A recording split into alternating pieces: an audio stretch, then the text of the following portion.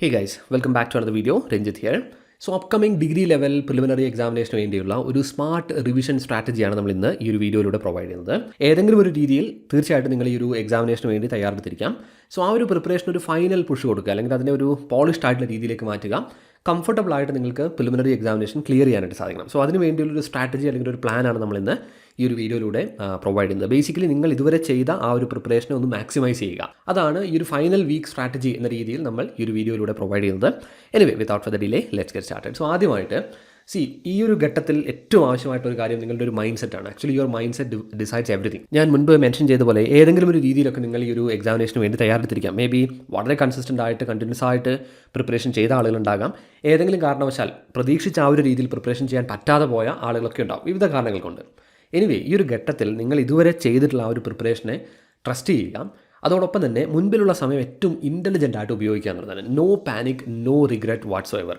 അതായത് ഈ എക്സാമിനേഷൻ അടുത്ത് വരുമ്പോഴുള്ള ഒരു ടെൻഷൻ സ്വാഭാവികമാണ്. നമ്മുടെ പ്രിപ്പറേഷൻ, ഒരു ഫൈനൽ ഘട്ടത്തിലുള്ള പ്രിപ്പറേഷനെ ആകെ നശിപ്പിക്കുന്ന രീതിയിലേക്ക് ആ ഒരു ടെൻഷനെ കൊണ്ടുപോകരുത്. അതുപോലെ തന്നെ ഏതെങ്കിലും ഒരു രീതിയിലുള്ള പ്രിപ്പറേഷനിൽ നിങ്ങൾക്കൊരു സാറ്റിസ്ഫാക്ഷൻ കുറവോ അങ്ങനെയുള്ളൊരു ഫീലിംഗ് കൊണ്ട് അല്ലെങ്കിൽ ഒരു റിഗ്രറ്റ് കൊണ്ടൊന്നും ഒരിക്കലും മുൻപിലുള്ള സമയം നഷ്ടപ്പെടുത്താനായിട്ട് പാടില്ല. അതുപോലെ ഈ ഘട്ടം ശ്രദ്ധിക്കേണ്ടത്, ഇതുവരെ നിങ്ങൾ ചെയ്തിട്ടുള്ള ആ ഒരു പ്രിപ്പറേഷനെ ഞാൻ മുൻപ് മെൻഷൻ ചെയ്ത പോലെ തന്നെ ഒന്ന് മാക്സിമൈസ് ചെയ്യുക, അല്ലെങ്കിൽ ഒന്ന് പോളിഷ് ചെയ്യുന്നതിന് വേണ്ടിയാണ്. ഒരിക്കലും ഒരു റീസ്റ്റാർട്ട് എന്ന രീതിയിൽ ആദ്യം മുതൽ തുടങ്ങി പഠിക്കാനുള്ള ഒരു സമയമൊന്നുമല്ല ഇത് എന്നൊരു കാര്യം ആലോചിക്കുക. So like I said, give a final push to clear the cut off. അതാണ് ഈ ഒരു ഘട്ടത്തിൽ നിങ്ങൾ ചിന്തിക്കേണ്ടത്.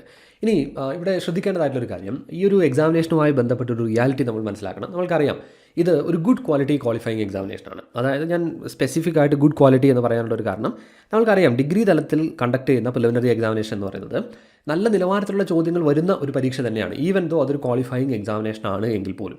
അതുപോലെ തന്നെയാണ് ഇതൊരു ടൈം കൺസ്ട്രെയിൻഡ് ആയിട്ടുള്ള പരീക്ഷയാണ്. അതായത് സമയം, സ്പീഡ് ആൻഡ് അക്യുറസി എന്നുള്ളത് തീർച്ചയായിട്ടും ഈ ഒരു എക്സാമിനേഷനിൽ മാറ്റർ ചെയ്യുന്ന ഒരു കാര്യമാണ്. ഇതും നിങ്ങൾക്ക് ബോധ്യം ഉണ്ടാകേണ്ട ഒരു കാര്യമാണ്. ഇനി third point, not every topic is equal. അതായത് എല്ലാ ടോപ്പിക്കുകൾക്കും ഈക്വൽ ആയിട്ടുള്ള ഇമ്പോർട്ടൻസ് ഇല്ല എന്നൊരു കാര്യം നിങ്ങൾ മനസ്സിലാക്കുക. അത് മനസ്സിലാക്കേണ്ട ഒരു ആവശ്യകത എന്ന് പറയുന്നത്, ഒന്ന്, ഈ സൈക്കോളജിക്കലായിട്ടുള്ള ഒരു ഡിസഡ്വാൻറ്റേജ് നിങ്ങൾക്ക് വരും. അതായത് സിലബസിലെ ഏതെങ്കിലും വിഭാഗങ്ങളൊക്കെ കംപ്ലീറ്റ് ചെയ്തിട്ടില്ല എങ്കിൽ ഓക്കെ, ഈ കാര്യങ്ങൾ നോക്കിയിട്ടില്ല എന്നൊരു ടെൻഷൻ നിങ്ങളുടെ ഉള്ളിൽ ഉണ്ടാകും.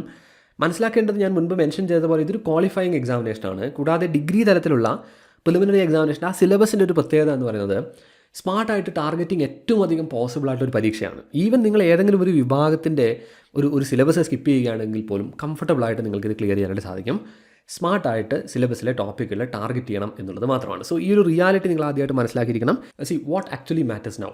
ഈ ഒരു ഘട്ടത്തിൽ മാറ്റർ ചെയ്യുന്ന ഒരു കാര്യം എന്ന് പറയുന്നത്, ഓഫ് കോഴ്സ് ഒരു ക്വാളിഫയിങ് എക്സാമിനേഷൻ എന്ന രീതിയിൽ കൺസിഡർ ചെയ്യുമ്പോൾ focus on high return topics. അതായത് ഒരു സിമ്പിൾ പ്രിൻസിപ്പിളാണ്. ഈ ഘട്ടത്തിൽ നിങ്ങളൊരു ടോപ്പിക്ക് റിവൈസ് ചെയ്യുമ്പോൾ അല്ലെങ്കിൽ പഠിക്കുമ്പോൾ ആദ്യമായിട്ട് ആലോചിക്കേണ്ട ഒരു കാര്യം, നിങ്ങളിടുന്ന ആ ഒരു എഫേർട്ടിനനുസരിച്ച് നിങ്ങൾക്ക് റിട്ടേൺ ലഭിക്കുന്ന ഒരു ടോപ്പിക്കാണോ ഇത്. അങ്ങനെ ചിന്തിച്ച് മാത്രം ടോപ്പിക്കുകൾ സെലക്ട് ചെയ്യുക എന്നുള്ളതാണ്. ആൻഡ് സെക്കൻഡ് പോയിന്റ് എന്ന് പറയുന്നത്, B familiar with pattern and difficulty. ഇത് ഏറ്റവും അധികം ഇമ്പോർട്ടൻസ് ഉള്ള ഒരു കാര്യമാണ്. പലപ്പോഴും ഉദ്യോഗാർത്ഥികൾക്ക് പറ്റാറുള്ള ഒരു മിസ്റ്റേക്കാണ്, ഈ സിലബസിലുള്ള കാര്യങ്ങളൊക്കെ വളരെ വ്യക്തമായിട്ട് പഠിക്കും, ക്വസ്റ്റ്യൻ പേപ്പർ കാണുമ്പോൾ സർപ്രൈസ്ഡ് ആകും അല്ലെങ്കിൽ ഷോക്ക്ഡ് ആകും. ഇത്രയധികം ഡിഫിക്കൽട്ടി ലെവൽ അല്ലെങ്കിൽ ഈ ഒരു പാറ്റേൺ പ്രതീക്ഷിച്ചിരുന്നില്ല എന്ന ചിന്തയൊക്കെ വരും. ഇതിൻ്റെ ഒരു പ്രധാന കാരണം നമ്മൾക്ക് ആ ഒരു എക്സാമിനേഷനുമായി ബന്ധപ്പെട്ട അതിൻ്റെ നിലവാരം, അതിൻ്റെ ഡിഫിക്കൽട്ടി ലെവലിനെ കുറിച്ചൊരു ഐഡിയ ഇല്ലാത്തതാണ്. അതുകൊണ്ട് തന്നെ എല്ലാ പ്രീവിയസ് ഇയർ ക്വസ്റ്റ്യൻ പേപ്പേഴ്സും ചെക്ക് ചെയ്യുക. ആ ക്വസ്റ്റ്യൻസിൻ്റെ പാറ്റേൺ എങ്ങനെയൊക്കെയാണ്, ഏതൊക്കെ ഡിഫിക്കൽട്ടി ലെവലിൽ ക്വസ്റ്റ്യൻസ് ചോദിച്ചിട്ടുണ്ട്. ഇങ്ങനെ ഒരു അവയർനെസ് നിങ്ങൾക്ക് തീർച്ചയായിട്ടും വരണം. അതല്ല എങ്കിൽ അതിനും അപ്പുറത്തേക്ക് നമ്മൾ ചലഞ്ചസ് പ്രതീക്ഷിക്കുകയും വേണം. കാരണം അങ്ങനെ അല്ല എങ്കിൽ തീർച്ചയായിട്ടും ഈ ക്വസ്റ്റ്യൻ പേപ്പർ കിട്ടുമ്പോൾ നിങ്ങൾ ഷോക്ക്ഡ് ആകും, നിങ്ങൾ പാനിക് ആകും, പഠിച്ച കാര്യങ്ങൾ പോലും എക്സിക്യൂട്ട് ചെയ്യാനായിട്ട് സാധിക്കില്ല. സോ അത് മനസ്സിലാക്കുക. And the third point, time versus return matters. നമ്മൾ ഈ ആദ്യം പറഞ്ഞ പോയിന്റുമായിട്ട് കണക്ട് ചെയ്യാവുന്ന ഒന്ന് തന്നെയാണത്. അതായത് നിങ്ങൾ ഇൻവെസ്റ്റ് ചെയ്യുന്ന ആ ഒരു ടൈമിനനുസരിച്ചുള്ള റിട്ടേൺ നിങ്ങൾക്ക് പഠനത്തിൽ നിന്ന് കിട്ടണം. അങ്ങനെയുള്ള ടോപ്പിക്കുകളാണ് ഈ ഒരു ഘട്ടത്തിൽ സെലക്ട് ചെയ്യേണ്ടത്. അതല്ലാതെ നിങ്ങൾ പഠിക്കാൻ വിട്ടുപോയ ഏതെങ്കിലും ചില ടോപ്പിക്കുകൾ എടുത്ത് പഠിക്കുക എന്നുള്ളൊരു സ്ട്രാറ്റജി അല്ല ഈ ഒരു ഘട്ടത്തിൽ സ്വീകരിക്കേണ്ടത്. സോ സ്മാർട്ടായിട്ടുള്ള സെലക്ഷനാണ് വേണ്ടത്, ഒരിക്കലും ഫുൾ സിലബസ് കവറേജ് അല്ല എന്നൊരു കാര്യം മനസ്സിലാക്കുക. ഇനി അടുത്തതായിട്ട് നമ്മൾ ഈ 50 മണിക്കൂറിൻ്റെ ഒരു പ്ലാൻ അല്ലെങ്കിൽ ഒരു സ്ട്രാറ്റജി എന്ന രീതിയിലാണ് പ്രൊവൈഡ് ചെയ്യുന്നത്. അതിൻ്റെ ഒരു അർത്ഥം എക്സാക്ട്ലി 50 അവേഴ്സ് പഠിക്കുക എന്നുള്ളതല്ല, ഓൾമോസ്റ്റ് ആ ഒരു സമയമെങ്കിലും നിങ്ങൾ സ്പെൻഡ് ചെയ്യുക. അങ്ങനെയാണ് എങ്കിൽ വളരെ ഇൻറ്റൻസ് ആയിട്ടൊരു പ്രിപ്പറേഷൻ നിങ്ങൾക്ക് എക്സാമിനേഷന് തൊട്ട് മുൻപായിട്ട് ലഭിക്കും. ഇവിടെ ഓരോ വിഭാഗങ്ങൾക്കുമായിട്ട് നമ്മൾ ടൈം ഡിവൈഡ് ചെയ്തിട്ടുണ്ട്. ഇത് തന്നെ ആപേക്ഷികമായിരിക്കും. നിങ്ങൾക്ക് കംഫർട്ടബിൾ ആയിട്ടുള്ള സബ്ജക്റ്റുകൾ, നിങ്ങൾ കൂടുതൽ പ്രിപ്പറേഷൻ ചെയ്തിട്ടുള്ള സബ്ജക്റ്റുകൾ, ഇനിയും അത്തരത്തിൽ ബുദ്ധിമുട്ടുള്ള ടോപ്പിക്കുകൾ, ഇതിനൊക്കെ അനുസരിച്ച് ചെറിയ രീതിയിലുള്ള മാറ്റങ്ങളൊക്കെ വരും. എങ്കിലും ആ മാർക്സിൻ്റെ ഒരു ഡിസ്ട്രിബ്യൂഷനും നേച്ചറും ഒക്കെ കൺസിഡർ ചെയ്താണ് നമ്മളിവിടെ ടൈം അലോക്കേറ്റ് ചെയ്തിട്ടുള്ളത്. ആദ്യമായിട്ട് നമ്മൾ കൊടുത്തിട്ടുള്ളത് കോൺസെപ്റ്റ് റിവിഷനാണ്. അതായത് ആപ്റ്റിറ്റ്യൂഡ് വിഭാഗം, പ്രത്യേകിച്ച് simple arithmetic, mental ability, general English and Malayalam. ഇവിടെ തന്നെ ഏറ്റവും അധികം കോൺസെപ്റ്റ് എന്ന രീതിയിൽ ഉണ്ടാവുക സിമ്പിൾ അരിത്തമെറ്റിക് റീജിയനിലും ഇംഗ്ലീഷ് ഗ്രാമറിലുമാണ്. എനിവേ ഈ വിഭാഗങ്ങൾക്ക് നമ്മൾക്കറിയാം 50% ഒരു ഷെയർ ഉണ്ട്. അവിടെയുള്ള ആ കോൺസെപ്റ്റുകൾ റിവൈസ് ചെയ്യുന്നതിന് വേണ്ടി അല്ലെങ്കിൽ കൺഫ്യൂസിംഗ് ആയിട്ടുള്ള ഫാക്റ്റുകൾ റിവൈസ് ചെയ്യുന്നതിന് വേണ്ടി മിനിമം ഒരു 15 hours എങ്കിലും നിങ്ങൾ മാറ്റിവെക്കുക. അതായത് നമ്മൾക്ക് ഏതെങ്കിലും ഒരു കോൺസെപ്റ്റിൽ കൺഫ്യൂഷൻ വന്നുകൊണ്ട് പ്രോബ്ലം സോൾവ് ചെയ്യാൻ പറ്റാതെ പോകുന്ന ഒരു സാഹചര്യം ഉണ്ടാകാനായിട്ട് പാടില്ല. GK-യിലൊക്കെ നമുക്ക് അൺപ്രഡിക്റ്റബിൾ ആയിട്ടുള്ള ക്വസ്റ്റ്യൻസ് പ്രതീക്ഷിക്കാം. എത്ര തന്നെ നമ്മളൊരു ടോപ്പിക്കിൽ പ്രിപ്പറേഷൻ ചെയ്താലും മേ ബി നമ്മൾക്ക് അൺഫെമിലിയർ ആയിട്ടുള്ള കാര്യങ്ങളിൽ നിന്നുമൊക്കെ ക്വസ്റ്റ്യൻസ് പ്രതീക്ഷിക്കാം. എന്നാൽ ഈ ആപ്റ്റിറ്റ്യൂഡ് വിഭാഗത്തിൽ അത്തരത്തിലുള്ള കൺഫ്യൂഷൻ കൊണ്ടോ അല്ലെങ്കിൽ ഈ കോൺസെപ്റ്റിലായിട്ടുള്ള ഒരു മിസ്റ്റേക്ക് കൊണ്ടോ ഒക്കെ മാർക്ക് നഷ്ടപ്പെട്ടാൽ അത് വലിയ നഷ്ടമായിരിക്കും. കാരണം നമ്മൾക്കത് ഈസി ആയിട്ട് നേടാൻ സാധിക്കുന്ന ഒരു കാര്യമാണ്. സോ 15 മണിക്കൂറെങ്കിലും അങ്ങനെ മാറ്റിവെക്കുക. ദെൻ ഹൈ ഈൽഡ് GK ടോപ്പിക്കുകൾ അഡ്രസ്സ് ചെയ്യുന്നതിന് വേണ്ടി ഒരു 22 to 25 hours മാറ്റിവെക്കുക. ഞാൻ മുൻപ് മെൻഷൻ ചെയ്ത പോലെ തന്നെ അത് ആപേക്ഷികമാണ്, നിങ്ങൾക്ക് ഓരോരുത്തർക്കും അത് വ്യത്യസ്തമായിരിക്കും. എനിവേ ഏകദേശം ഈ ഒരു സമയമെങ്കിലും മാറ്റിവെക്കുക. Then comes previous year question papers. അതായത് ഈ ഒരു ഘട്ടത്തിൽ ഞാൻ നിങ്ങളോട് സജസ്റ്റ് ചെയ്യും ഒരു 1 previous year question paper per day എന്ന രീതിയിൽ ഒരു 5 days എങ്കിലും, അതായത് 5 ക്വസ്റ്റ്യൻ പേപ്പറെങ്കിലും നിങ്ങൾ പ്രാക്ടീസ് ചെയ്യുക. മുൻകാലത്ത് നിങ്ങൾ പ്രാക്ടീസ് ചെയ്തിട്ടുള്ള അല്ലെങ്കിൽ സോൾവ് ചെയ്തിട്ടുള്ള ക്വസ്റ്റ്യൻ പേപ്പേഴ്സ് ആണ് എങ്കിൽ പോലും, കാരണം നിങ്ങൾക്കത് വലിയൊരു അഡ്വാൻറ്റേജ് റിയൽ ആയിട്ടുള്ള പരീക്ഷയിൽ നേടിത്തരും. ഇതേ പാറ്റേണിലുള്ള എക്സാമിനേഷൻ അല്ലെങ്കിൽ പ്രീവിയസ് ക്വസ്റ്റ്യൻ പേപ്പർ നമ്മൾ വളരെ എക്സ്റ്റെൻസീവായിട്ട് ഓരോ ദിവസവും പ്രാക്ടീസ് ചെയ്യുമ്പോൾ നിങ്ങൾ അതുമായിട്ട് വളരെയധികം യൂസ്ഡ് ആകും എന്നുള്ളതാണ്. ഇനി മറ്റൊരു കാര്യം എനിക്ക് സജസ്റ്റ് ചെയ്യാനായിട്ടുള്ളത്, എക്സാമിനേഷന് തൊട്ട് മുൻപുള്ള ആ ഒരു ദിവസം ഈ പ്രീവിയസ് ക്വസ്റ്റ്യൻ പേപ്പർ സോൾവ് ചെയ്യുന്നത് ഒഴിവാക്കുക എന്നുള്ളതാണ്. കാരണം മേ ബി നിങ്ങളുടെ കോൺഫിഡൻസിനെയൊക്കെ അത് ബാധിക്കാം. ഒരു ഡിഫിക്കൽട്ട് ആയിട്ടുള്ള ക്വസ്റ്റ്യൻ പേപ്പറാണ് നിങ്ങൾ അറ്റംപ്റ്റ് ചെയ്യുന്നതെങ്കിൽ ആ ഒരു ദിവസം യഥാർത്ഥത്തിൽ വളരെ കീ പോയിന്റ്സ് എന്ന രീതിയിൽ നമുക്ക് റിവൈസ് ചെയ്യേണ്ട കാര്യങ്ങളൊക്കെ ഒന്ന് ടച്ച് ചെയ്യുന്നതിന് വേണ്ടിയാണ് ഉപയോഗിക്കേണ്ടത്. പ്രാക്ടീസിനും ലേണിങ്ങിനും വേണ്ടി അറൗണ്ട് ഒരു 10 to 12 hours ആണ് മാറ്റി വെച്ചിട്ടുള്ളത്. അതായത് നിങ്ങളൊരു ക്വസ്റ്റ്യൻ പേപ്പർ പ്രാക്ടീസ് ചെയ്യുക, അവിടെ ഒന്നും പഠിക്കേണ്ട, മേ ബി കോൺസെപ്റ്റലി കൺഫ്യൂഷൻ വരുന്ന ചില കാര്യങ്ങളൊക്കെ ഉണ്ടാകും, അതൊക്കെ വളരെ ക്വിക്കായിട്ടൊന്ന് പഠിക്കുന്നതിന് വേണ്ടിയും ശ്രമിക്കുക. സോ ഈ ഒരു പ്രാക്ടീസ് പ്ലസ് ലേണിംഗ് എന്നുള്ളൊരു എക്സ്പീരിയൻസ് ആണ് നിങ്ങൾക്ക് ഈ ഒരു പ്രീവിയസ് ഇയർ ക്വസ്റ്റ്യൻ പേപ്പേഴ്സിൽ നിന്നും ലഭിക്കേണ്ടത്. സോ ഈ രീതിയിൽ നിങ്ങൾ ഈ 50 മണിക്കൂർ ഉപയോഗിക്കുന്നതിന് വേണ്ടി ശ്രമിക്കുക എന്നുള്ളതാണ്. പലപ്പോഴും ഉദ്യോഗാർത്ഥികൾ ചെയ്യാറുള്ളൊരു മിസ്റ്റേക്കാണ്. ഇപ്പോൾ ഈ ആപ്റ്റിറ്റ്യൂഡ് വിഭാഗത്തിലൊക്കെ, ഇപ്പോൾ സിമ്പിൾ അരിത്തമെറ്റിക് അല്ലെങ്കിൽ ജനറൽ ഇംഗ്ലീഷ് പോലെയുള്ള വിഭാഗങ്ങളിലൊക്കെ മേ ബി മുൻകാലത്തൊക്കെ നല്ല രീതിയിൽ പ്രിപ്പറേഷൻ ചെയ്തിട്ടുള്ള ആസ്പിറൻസിന് അവിടെയൊക്കെ ഒരല്പം ഓവർ കോൺഫിഡൻസ് ഉണ്ടാകും. അതായത് ഈ കാര്യങ്ങളൊക്കെ എനിക്ക് വ്യക്തമായിട്ട് അറിയാം, അതുകൊണ്ട് യാതൊന്നും നോക്കേണ്ടതില്ല എന്ന് ചിന്തിച്ച് എക്സാമിനേഷന് പോകും. എപ്പോഴും ഓർക്കുക, ഈ വിഭാഗങ്ങളിൽ നമുക്ക് കൺഫ്യൂഷൻസ് വരാം. മേ ബി ചില റൂൾസൊക്കെ നമ്മൾ മറന്നു പോകാം. അതുപോലെ തന്നെ നമ്മുടെ സ്പീഡ് ആൻഡ് അക്യുറസി എന്നുള്ളതൊക്കെ മെയിൻറ്റെയിൻ ചെയ്യണമെങ്കിൽ അതുമായിട്ട് കോൺസ്റ്റൻ്റ്ലി നമ്മൾ ടച്ചിലായിരിക്കണം എന്നുള്ളതാണ്. ഒരു ബെയർ മിനിമം ടൈമെങ്കിലും ഓരോ വിഭാഗത്തിനും ഇത്തരത്തിൽ കൊടുക്കുന്നതിന് വേണ്ടി ശ്രമിക്കുക എന്നുള്ളതാണ്. ഇനി the most important thing, selecting high yield topic. എങ്ങനെ നമ്മൾ ഈ ടോപ്പിക്കൽ സെലക്ട് ചെയ്യും എന്നുള്ളതാണ്. അതായത് ഇതിന് വേണ്ട 2 മെറ്റീരിയൽ എന്ന് പറയുന്നത്, ഒന്ന് ഈ പ്രീവിയസ് ഇയർ ക്വസ്റ്റ്യൻ പേപ്പേഴ്സും മറ്റൊന്ന് നിങ്ങളുടെ ഈ ഒരു സിലബസുമാണ്.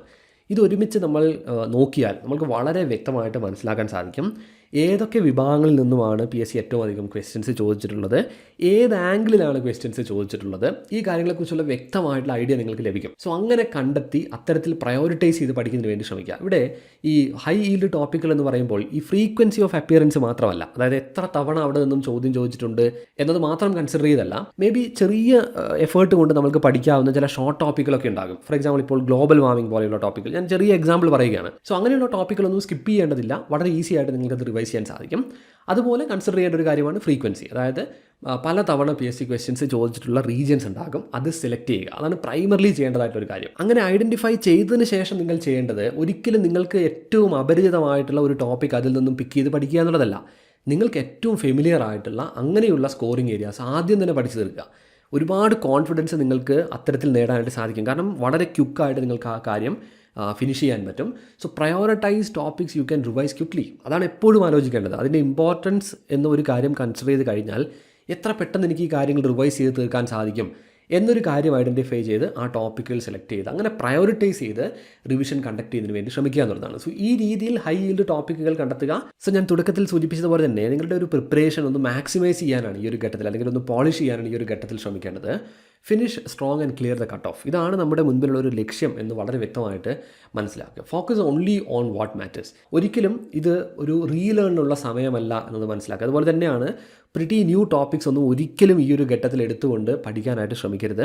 സിലബസ് കംപ്ലീഷൻ എന്നൊരു മൈൻഡ് സെറ്റ് അല്ല നിങ്ങളുടെ മനസ്സിൽ വേണ്ടത്, മറിച്ച് മുൻപിലുള്ള ആ ഒരു സമയത്തെ എങ്ങനെ കൺട്രോൾ ചെയ്യാം, അത്തരത്തിൽ കൺട്രോൾ ചെയ്തുകൊണ്ട് നിങ്ങൾക്ക് ഏറ്റവും അധികം മാർക്സ് നേടിത്തരാൻ സാധ്യതയുള്ള ആ ടോപ്പിക്കുകൾ എങ്ങനെ പ്രയോറിറ്റൈസ് ചെയ്ത് പഠിക്കാം. And finally stay calm and trust your preparation. നമ്മൾ തുടക്കത്തിൽ തന്നെ പറഞ്ഞൊരു കാര്യമാണ്, ഒരിക്കലും നിങ്ങൾ ഇതുവരെ ചെയ്ത പ്രിപ്പറേഷനെക്കുറിച്ച് ആലോചിച്ച് റിഗ്രറ്റ് ചെയ്യാനോ അല്ലെങ്കിൽ മറ്റുള്ള ആളുകളുടെ പ്രിപ്പറേഷനെ കമ്പയർ ചെയ്ത് അത്തരത്തിൽ റിഗ്രറ്റ് ചെയ്യാനോ ഒന്നും പാടില്ല. അതിനുള്ളൊരു സമയമല്ല ഇത്.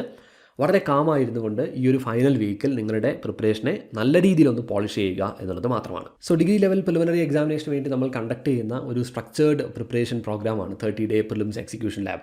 ഒരു 180 hours നിങ്ങൾക്ക് മാറ്റിവെക്കാൻ സാധിക്കുകയാണെങ്കിൽ ഈ ഒരു പ്രോഗ്രാം വളരെ കംഫർട്ടബിൾ ആയിട്ട് നിങ്ങൾക്ക് കംപ്ലീറ്റ് ചെയ്യാൻ സാധിക്കും. സോ വരുന്ന ഇനി അങ്ങോട്ടുള്ള ഘട്ടങ്ങളിലൊക്കെ എക്സാമിനേഷനുള്ള ആളുകൾക്ക് തീർച്ചയായിട്ടും ഈ ഒരു ഘട്ടത്തിൽ പോലും അത് യൂസ്ഫുൾ ആയിരിക്കും. ഏറ്റവും കൺസൈസ് ആയിട്ടുള്ള മെറ്റീരിയൽസ് ഒക്കെ പ്രൊവൈഡ് ചെയ്തുകൊണ്ട് വളരെ സ്ട്രക്ചേർഡ് ആയിട്ടാണ് നമ്മൾ ഈ ഒരു കോഴ്സ് കണ്ടക്ട് ചെയ്യുന്നത്. ഈ കോഴ്സിൻ്റെ മുഴുവൻ വിവരങ്ങളും നമ്മുടെ ഈ ഒരു വീഡിയോ ഡിസ്ക്രിപ്ഷനിലും നമ്മുടെ പബ്ലിക് ടെലിഗ്രാം ചാനലും ഒക്കെ അവൈലബിൾ ആണ്. കൂടാതെ എന്തെങ്കിലും സംശയങ്ങൾ ഈ ഒരു പ്രോഗ്രാമുമായി ബന്ധപ്പെട്ടുണ്ട് എങ്കിൽ ഇവിടെ കൊടുത്തിട്ടുള്ള ഈ ഒരു വാട്സപ്പ് നമ്പറിൽ PL30 എന്ന് ടൈപ്പ് ചെയ്ത് ഒരു മെസ്സേജ് അയക്കുക. കംപ്ലീറ്റ് ഡീറ്റെയിൽസ് നമ്മൾ പ്രൊവൈഡ് ചെയ്യുന്നതായിരിക്കും. And make sure to join us on Telegram as well. Most important ആയിട്ടുള്ള അപ്ഡേറ്റുകളൊക്കെ നമ്മൾ നമ്മുടെ പബ്ലിക് ടെലിഗ്രാം ചാനൽ വഴിയാണ് പ്രൊവൈഡ് ചെയ്യുന്നത്. So please join. സോ ഞാൻ ഈ ഒരു വീഡിയോയിൽ ഉടനീളം സൂചിപ്പിച്ചതുപോലെ തന്നെ ഇതൊരു കടമ്പ എന്ന രീതിയിൽ മാത്രം ഇതിനെ കാണുക. നിങ്ങളിവിടെ സ്കോർ ചെയ്യുന്ന മാർക്സ് എത്രത്തോളം ഉയർത്താൻ സാധിക്കും എന്നുള്ളതൊന്നുമല്ല. അതായത് ഈ ഒരു എക്സാമിനേഷൻ്റെ ഒരു കോമ്പറ്റീഷനെ കുറിച്ചൊക്കെ നമുക്കൊരു ധാരണയുണ്ട്, അതിൻ്റെ ഒരു ലെവലിനെ കുറിച്ചൊക്കെ ഒരു ധാരണയുണ്ട്. ആ പ്രിലിംസിൻ്റെ ഒരു കട്ട് ഓഫ് കടക്കാൻ പര്യാപ്തമായ രീതിയിലുള്ള കംഫർട്ടബിളായിട്ട് കടക്കാൻ പര്യാപ്തമായ രീതിയിലുള്ള ഒരു ഫൈനൽ പുഷ് നിങ്ങളുടെ പ്രിപ്പറേഷന് കൊടുക്കുക. ഇത് മാത്രമാണ് ഈ ഒരു ഘട്ടത്തിൽ നിങ്ങൾ കോൺസെൻട്രേറ്റ് ചെയ്യേണ്ടത്. അതിനും അപ്പുറത്തേക്കുള്ള നെഗറ്റീവ് ആയിട്ടുള്ള തോട്ട്സ് ഒന്നും ഒരിക്കലും മനസ്സിലേക്ക് ഈ ഒരു ഘട്ടത്തിൽ കൊണ്ടുവരാനായിട്ട് പാടില്ല. അങ്ങനെയുള്ള പാനിക് അല്ലെങ്കിൽ സ്ട്രെസ് എന്നുള്ളത് നിങ്ങൾ ഇതുവരെ ചെയ്ത പ്രിപ്പറേഷനെ കൂടി ഒരു മോശം അവസ്ഥയിലേക്ക് എത്തിക്കുക മാത്രമാണ് ചെയ്യുക എന്നൊരു കാര്യം ആലോചിക്കുക. അതുകൊണ്ട് തന്നെ ഏറ്റവും പോസിറ്റീവായിരുന്നുകൊണ്ട് ഏറ്റവും കോൺഫിഡൻസോടുകൂടി മുൻപിലുള്ള സമയം വളരെ വ്യക്തമായി ഉപയോഗിച്ചുകൊണ്ട് പ്രിപ്പറേഷൻ കംപ്ലീറ്റ് ചെയ്യുന്നതിന് വേണ്ടി ശ്രമിക്കുക. So thank you so much guys for watching this particular video, and if you first time here then make sure to subscribe. So thank you once again, and I will see you guys in the next one.